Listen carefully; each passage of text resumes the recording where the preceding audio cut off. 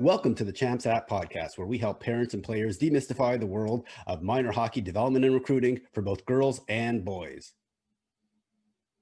On today's episode, I talk with professional hockey coach Tiki Tikhonov. She comes from a multi-generational hockey coaching family, and we talk about her being a pro hockey coach for both men and women, her advice to girls who want to go far in women's hockey, and Tiki also shares her favorite hockey story about her dad and her grandfather. I really enjoyed this conversation with Tiki, and I hope you do too.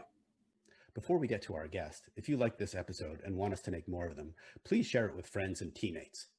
You can also follow, subscribe, and like, and even better, it would be great if you could leave us a review.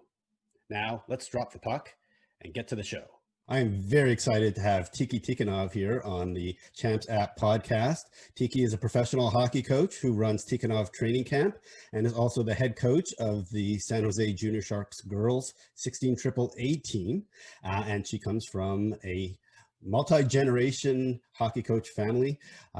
Many folks will probably recognize her grandfather, who was the head coach of the Russian national team for many years and is in the IIHF Hockey Hall of Fame. Her dad was also a hockey coach, an assistant coach with the San Jose Sharks, and was a professional coach in both the IHL and the AHL. Welcome, Tiki. Thank you for having me this morning. Tiki, so we're here to talk about kind of your hockey experience, coaching professional hockey players, coaching girls. And why don't we just start off with kind of telling me your hockey history? You know, when did you first start playing hockey, and kind of take us up to today? Okay.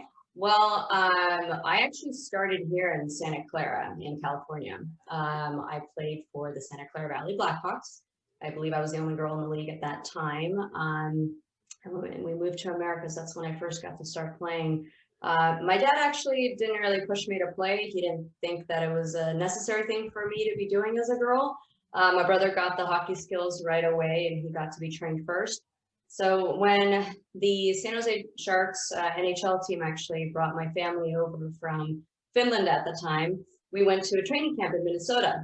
And I was there, summer training camp, and Dad pretty much told me, you have 3 months to prove me wrong. And so I step on the ice. I remember this very clearly. I step on the ice, first time in hockey skates, fall on my back. I get up, fall forward. I was like, it was the craziest thing ever. My brother was a natural. It took me a while to get used to hockey skates. But throughout those 3 months at Minnesota hockey camps, I actually outsskated my brother. And my brother will tell you till this day that I'm a better skater than him.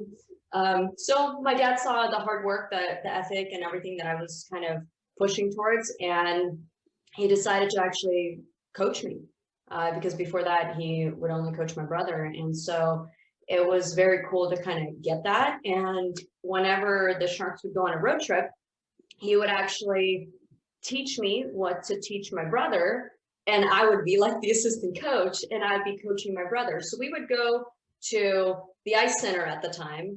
And we would be skating there before school, after school, and I would be running our practices during public sessions with me and my brother, mom obviously supervising. And that's how I kind of started coaching too. So after all that, I played. How old were you at the time? 4th grade, 5th grade. Oh, wow. Yeah, pretty young. But played with Blackhawks, and I think I played one tournament with Polar Black Stars on a girls team. It was a little bit different than boys hockey because boys hockey was all I knew, and I didn't really know there was a potential for girls hockey until I met Cami Granado, and that's when I'm like, ooh, there's a girl hockey player. I can do it too. So we moved around following my dad's hockey career, and we ended up in Finland. For the second time now, and I played pro hockey for Porinasset. It was a great team. I have connections with more than half the team still, and one of my really good friends, I communicate with her every 3 days pretty much in Finland. So it's really nice to be able to have that connection. And so that was about 10th and 11th grade. 12th grade, we moved to Switzerland. So I played pro in Damen Hockey Club, the Hotel, and that was in Langenthal. And that was a very different experience. I was going to school. I was going to an international baccalaureate school in Bern, in Gulingen. And with their structure, I have to do 2 years of school. I have to do 11th grade and 12th grade. I couldn't just jump into 12th grade. So I was playing pro hockey and doing double the work and taking a train 45 minutes out of the city I lived in just to get to school, 45 minutes to the rink. So there were completely different directions. So that year was very challenging, but it was very rewarding. After that, I kind of came back. I did a few select camps. I was selected for Team USA's one of their select camps, but I broke my wrist. And so I became an alternate. Then they selected me for the team, but wouldn't give me the chance because I wasn't American. So that was interesting. Yeah. But you know what, at different times, you know, having a Russian trying to be on the American team is a little different, but I try to do the best that we can, and you try to give back to the community and try to kind of help the next generation. But that was kind of my playing career. That kind of ended there. My family moved to Russia. I stayed here. I was 18 and I was here by myself in America. So we had a lot of good family friends that kind of watched over me. They're like my chosen aunts and uncles. And Kathy Andrade, who you had on your podcast already, she was one of those people to watch over me. Kathy was actually the first coach my father trusted to coach me and my brother. So she has been our power skating coach from the Eastridge era, like back in the 90s. And we pretty much owe everything to her when it comes to skating. She's an amazing person and good friend of ours now. I actually got my graphic design degree quite a bit ago. And at the moment, I am getting my bachelor's in ice hockey coaching and management at Haaga-Heili University in Finland. So I'm doing long distance learning right now. And hopefully to graduate in a few months. Great. And at the same time, during the day, you're spending some time helping out a bunch of players, right? You coaching the girls team here? Yeah, so I got asked to coach the 16 AAA girls team here in San Jose. And I've coached with the club before. I think it's been about 4 or 5 years since I coached the 19 UAA team. And it was kind of with COVID and everything happening was the right decision.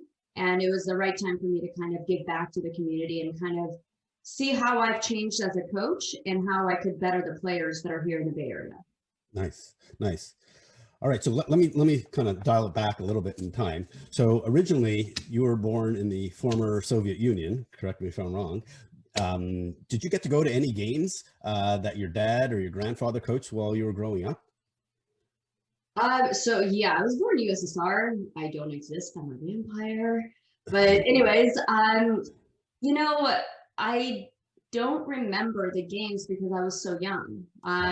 We pretty much spent kindergarten in USSR, first, second, third grade in Finland, 4th through 9th in America, 10th, 11th in Finland, 12th in Switzerland. So the only games I've seen my father coach was the Sharks games and the AHL teams and the IHL teams that he coached. So those are like my main games. But yes, I've watched the video footage of my grandfather coaching.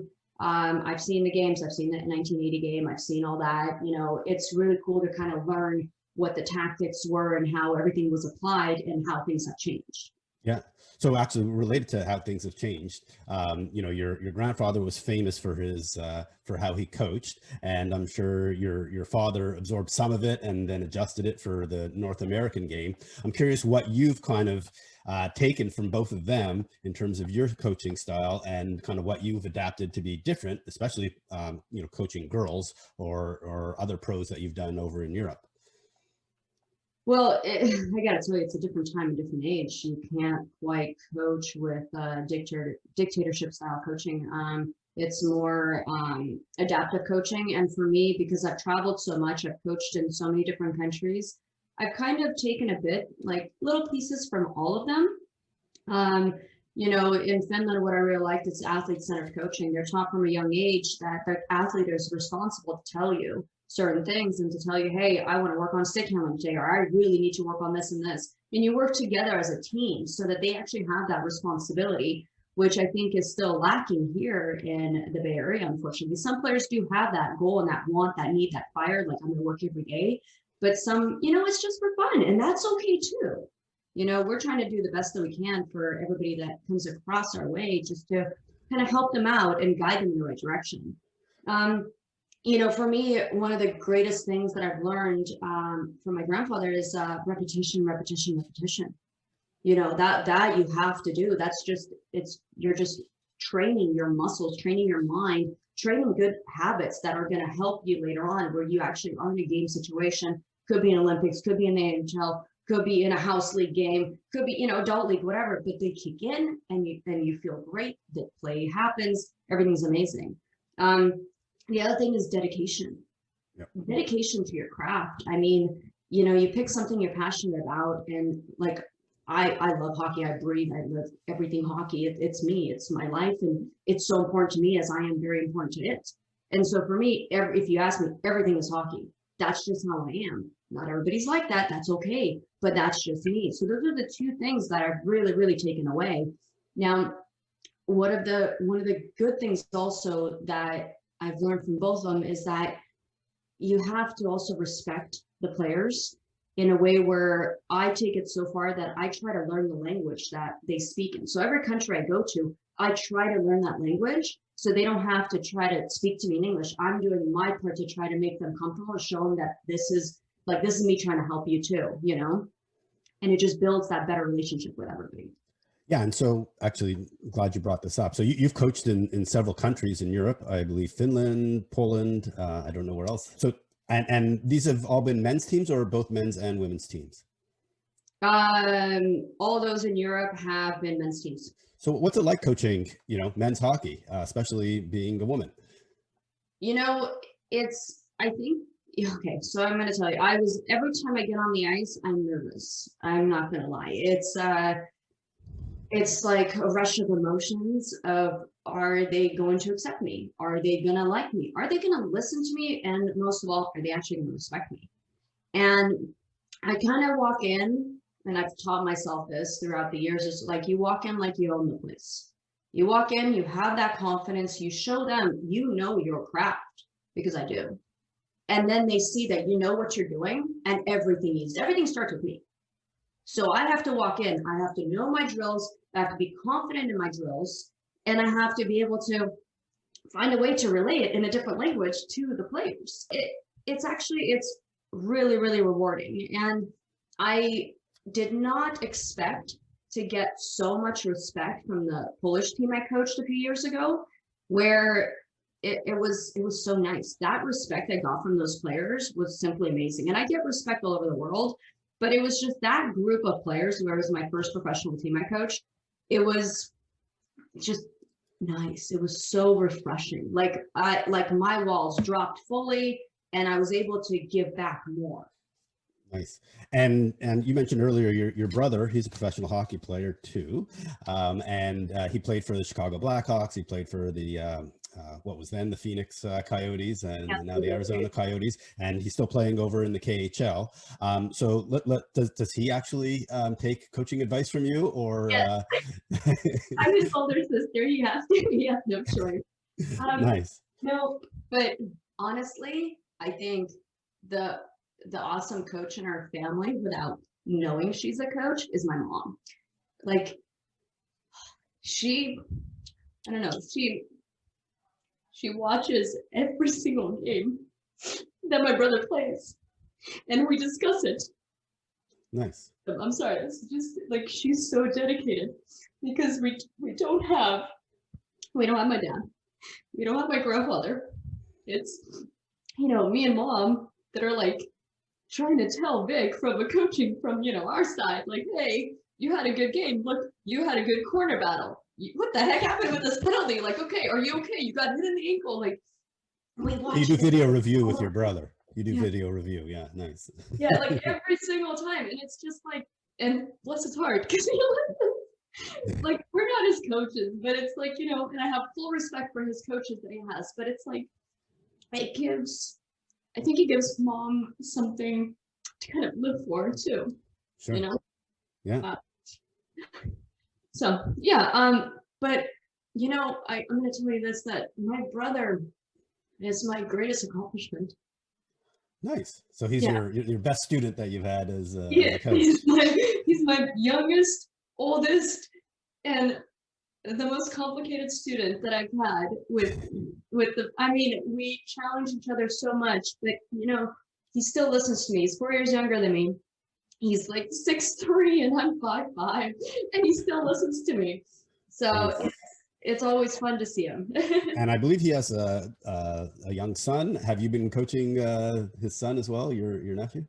Yeah, so he's got 2 kids. He's got Sophia and Nova, and I actually do have the honor to coach Nova, and he's a really, really smart kid. Oh my gosh.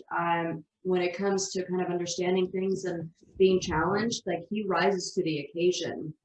And Sophia's into dance, so that's really cool. I get to do the whole girly thing with her, and with Nova, it's hockey. And he actually last weekend during my Zoom training, he was actually my assistant coach. So he got to show the drills and actually help me out and explain things. So it's kind of, with COVID going on, it's kind of helping everybody do a little bit more and have the kids kind of do something outside of school and still participate. So I love being involved with the kids. It's really, really like, just, I don't know, it makes my heart full. It does. Nice. So let's actually then, shift to you coaching the girls 16 AAA team here in San Jose with the Junior Sharks. So what are some of the challenges in coaching the girls in the Bay Area? Because I know just density and just the absolute number of girls who take up hockey in the area isn't as big as we would like it to be. It's not as big as the boys. And, I'm sure there are other challenges as well, but maybe you can just talk about it. Even leaving COVID aside for the moment. We'll talk about COVID in a moment. Okay. Well, you actually pinpointed it right there. There's not enough girls. There's not enough girls that have the, I don't want to say the interest for the sport, but the opportunity to play the sport. And anything that we can do to bring more awareness to it and give the girls the opportunity to play is just going to grow the sport. You don't have enough girls that are in, let's say, Santa Clara County that are able to play the sport to make a team. And I mean, you need at least, 16 players to make the team, counting goalies, roughly, that's the minimal. So we don't even have that. We have people coming from all over. Now, the good thing is that some of the girls that have had the chance to play, they have other clubs they can go to and practice. And there's more and more coaches now that are teaching and helping out the girls in like individual skills. So that's being really helpful. But one of the biggest problems is you don't have enough ice. You don't have enough rinks. You don't have enough places for people to go to even practice because they really want to. Now, a really cool solution to that is synthetic ice. You can make it in your backyard. You can put it in your garage. Sorry, parents, your garage is going to be messed up. But yeah, it gives the kids a feel of home, a feel of being on the ice, a way to practice. So, but then it goes also to what I talked about earlier, repetition, repetition, repetition, and dedication. Are those kids that have that synthetic ice in their backyard, in their garage, are they actually going to practice? Are they going to willingly go there on their own, or is mom and dad shoving them in the backyard or to the garage to do it? So like, for instance, in Russia, it's not even a question. You go and you do it. Finland, the kid wants to go on their own. No problem. Parents don't even watch them. Here in America, it's a little bit more like pulling teeth. So it all depends on what area. I resemble that comment. Yeah. Yeah, my kids. So as much as they love hockey, there are times when they need to be told to go practice because they won't do it. They'd rather spend time on a screen. I was like that too. My dad, we would get into not arguments, but he'd get mad at us if we didn't go. But we shot 1,000 pucks a day. Like that was our warm up. And then we would go skate. We'd go to school. We'd do shooting. We'd go skate again. And anytime me and my brother got the opportunity to go on the ice, when the San Jose Sharks would have their injured skate, we would go there on the ice. We would play 2-on-2 hockey. My mom was out there with figure skates and a stick. And her passing is better than half the people I know. So like we would, any moment we could, we would spend on the ice. But that's just our family background. Some people, it could be financial. They cannot afford it. And this hockey is a very expensive sport. So when we have, weekends like Girls Give Hockey a Try, that gives the family a chance to get gear for their daughter and try hockey, because until you buy all that equipment, you can't really try it. And that's a lot of money. So it's kind of like, either you have to have a lot of money or you have to have a good organization that is willing to give back. and give some equipment. I just wish we had more Girl Give Hockey a Try, because I wish we had at least one a month, because that would give an opportunity to the girls to play and try it. But then again, you go back to, do we have ice? So it's like it's a weird circle, and we're not in a cold enough climate in the Bay Area right here where it snows, we have ice in the parking lot. You know, we don't have that luxury. Yeah, I gotcha. Yeah, well, hopefully with a couple of new rinks being added in San Jose, that might be helpful for more ice for the girls and the women. So you've been a professional coach for men's over in Europe. You've worked with girls here. I think this is actually your second stint coaching the San Jose Junior Sharks girls teams. So how is coaching girls different than boys? Oh man. So I did, when I coached the Junior Sharks 19U AA team 4 or 5 years ago, I had them for 2 seasons. I also was an assistant coach on the Santa Clara Blackhawks boys teams.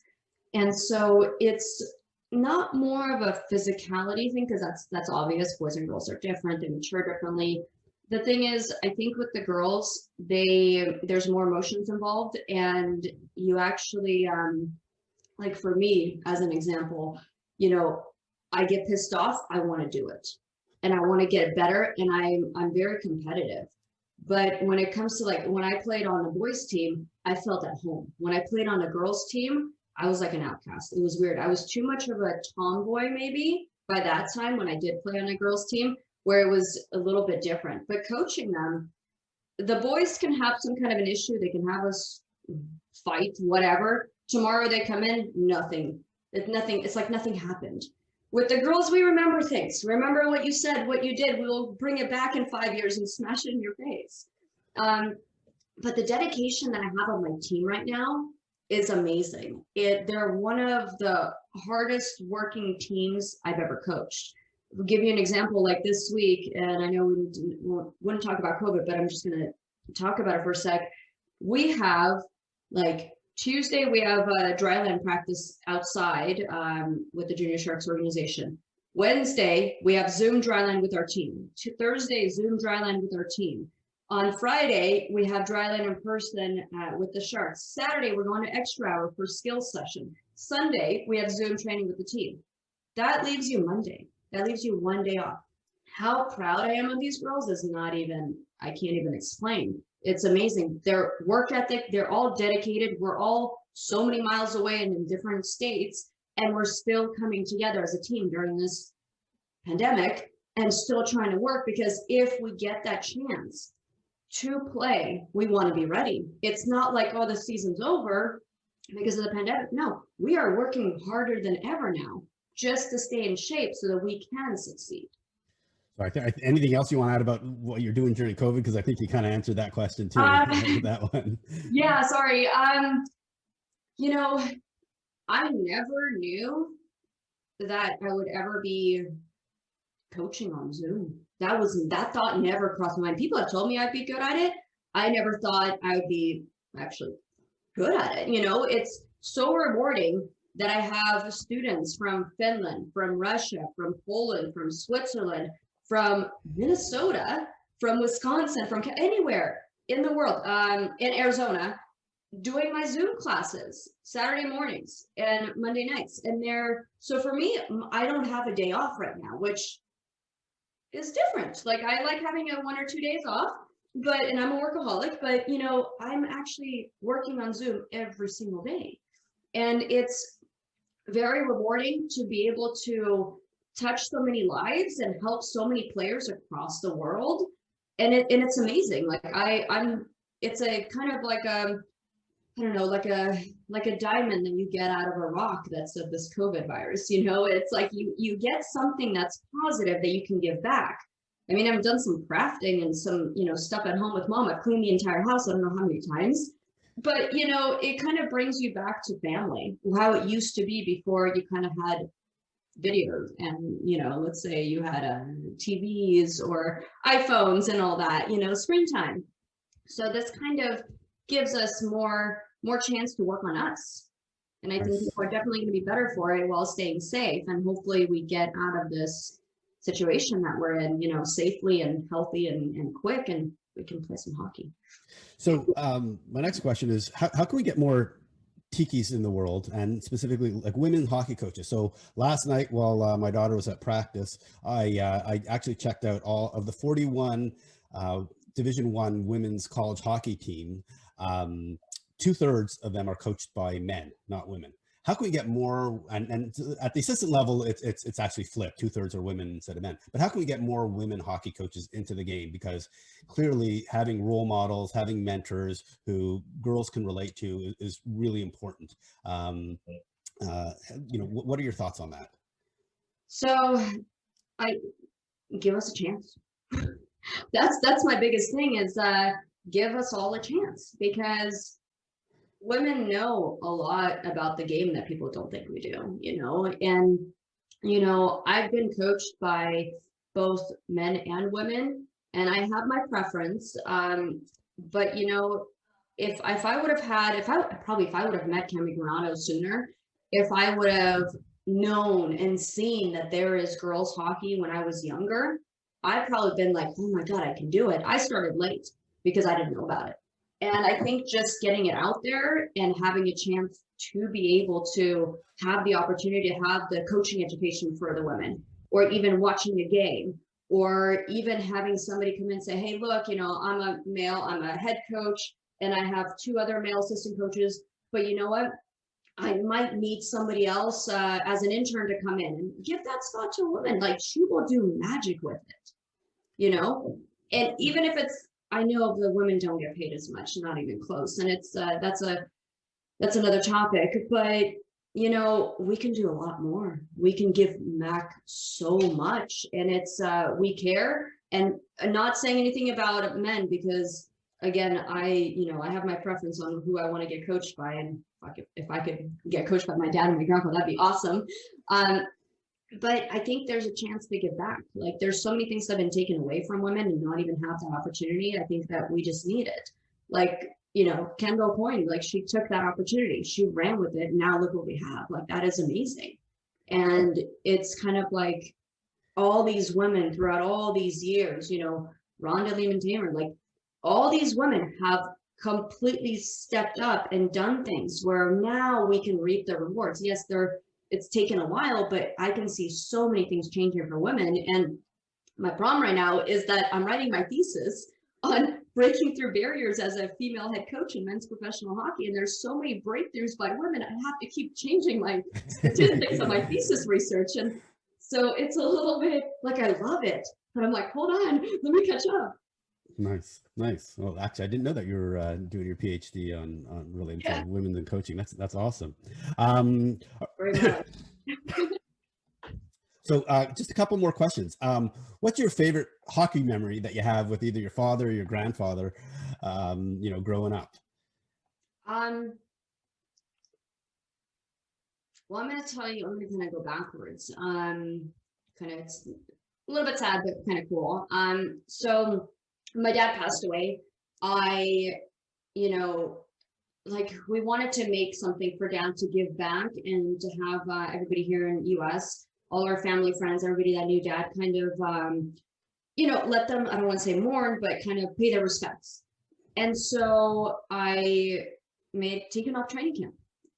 It's on your logo, it's right here too. So this is actually a silhouette of my father when he coached in San Jose. Yeah, 93, 94 season, 94, 95 and on. So we did a camp. We wanted to run it Dad's style, Dad's ethic, Dad's drills, like everything. So we did that, and we had such a huge turnout. We got sold out so quick. It was crazy. Like, I was amazed, actually. I didn't think that many people were going to want to participate in camp, but they did. It was amazing. And what surprised me even more is after the camp, they're like, when's the next one? And I'm like, this was a one-time thing. No, we want to do another one. So we kept on doing this. So every single year we've done a camp for Dad. And it kind of became, you know, a really cool thing. And when, right after the camp ended, I want to say in August, I flew to Russia, and I brought my grandfather jersey of the Tikhonov training camp. I brought him, I showed him all the drills, all the photos. And I actually got to sit down with him and we had like a coach's talk, like something I've never had before with him, which he's an awesome grandfather. I love him to death. And he's amazing, so kind, and nothing that anybody ever would have realized, but he was so different at home. Like, he was amazing. And I think my brother got all his kindness. It's awesome. My brother's an awesome player. So I talked to my grandfather about everything, and he coached me on how to coach. Like, that was so cool. And it was like, so, I don't want to say rewarding, because it was just, I don't know, it was very, very interesting to hear what he had to say and how he approved of what I was doing. Because coming from USSR, a lot of people still tell me till this day, I should not be coaching. My brother should be coaching. I should be getting married, having kids. That is my job. That's my conversation with most people when I go to Russia now. And I'm just like, you know, things have changed. I'm sorry. I'm gonna be a coach. I am a coach. I'm a professional coach. You know, that's what's happening. This is my path. This is my passion, and I'm not gonna stop. Sorry. Like, I've been knocked down so much. I'm gonna continue with it. But it's just that conversation with my grandfather, like his, I don't want to say approval, but his approval and his like notes on what I could change. It wasn't like he was saying, no, you shouldn't do it. He was like coaching. Like, it was so cool. Validation. So that was exactly like, oh, that meeting was so awesome. And like, anytime we saw him, he was the warmest person. Like, not that he had gifts for us, because he always gave us gifts. He was amazing. But like, he would just, like, his aura, his energy, his presence, he loved us so much. And you can tell. It was just, yeah, I don't know. And you can tell he was loved by the whole world too. It's such a person. It's an amazing being. But I think with my dad, the biggest memories I have is, again, coming to coaching, him giving me drills to give to my brother, and then making sure I was in charge, because I like being in charge. So he gave me the drills, and then we would do them. And all the time we spent at, you know, the Shark Tank during the injured player skate and after, we would just play. The family time we had, it was work, but we had fun. And we'd play so many games, but everything he kind of instilled in us, I've instilled in all the players I coach. And it's kind of like, I've learned from both of them that you don't have to get all fancy. You don't have to have all the newest things. I mean, they're cool, but basics. Have a foundation, have the basics, repeat, repeat, repeat. You will get better.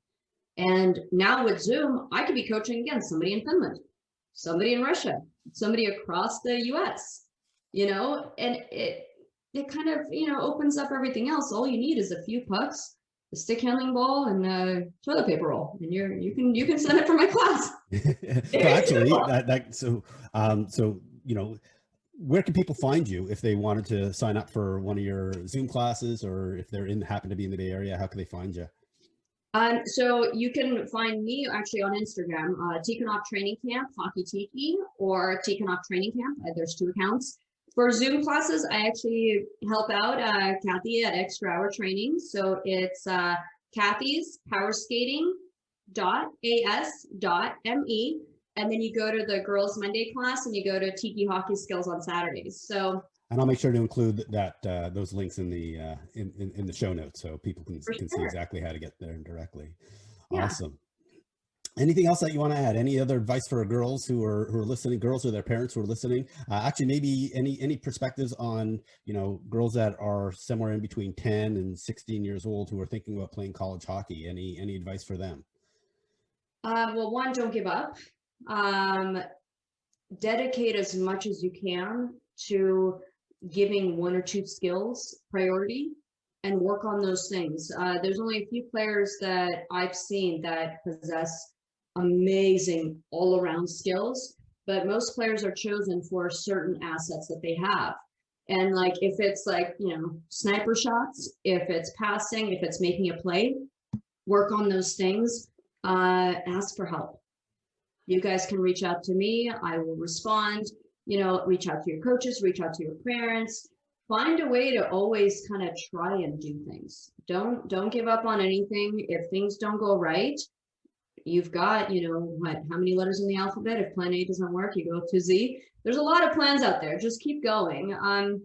And there's always somebody that is not working, and you not that you want to compare yourself with them, but if you can, work harder. Always work harder. Always have the repetition. Always have dedication. If you have two sports like ballroom dancing and ice hockey, which I did both professionally, that's another story. But I dedicated everything to both. And hockey is definitely my passion, and so I live, breathe, eat hockey. You ask anybody that. But having a good support system helps too. If it's friends, teachers, coaches, parents, aunts, uncles, grandma, grandpa, whoever it is, have that and try to kind of work towards it. And do good in school, because sometimes hockey will be a plan B. You got to have that education too to kind of push you through, and then hopefully those two will merge and hockey will take over after. Awesome. Tiki, thank you so much for coming on the podcast. I really appreciate it. You sharing all your knowledge and your experience, and just have a great holiday season as we get there. Thank you for having me. This was awesome. I really enjoyed every moment. Thank you. Thanks, Tiki. I really want to thank Tiki for coming on the podcast today. I really enjoyed her perspective on what it's like to coach men versus women, as well as hearing some great stories about the Tikhonov hockey family, and finally getting her advice on what girls and women can do to go as far as they want in the women's game. And remember, if you got something out of today's podcast, we'd really appreciate it if you'd like, follow, subscribe, and leave us a review so we can help share this important hockey information with folks just like you.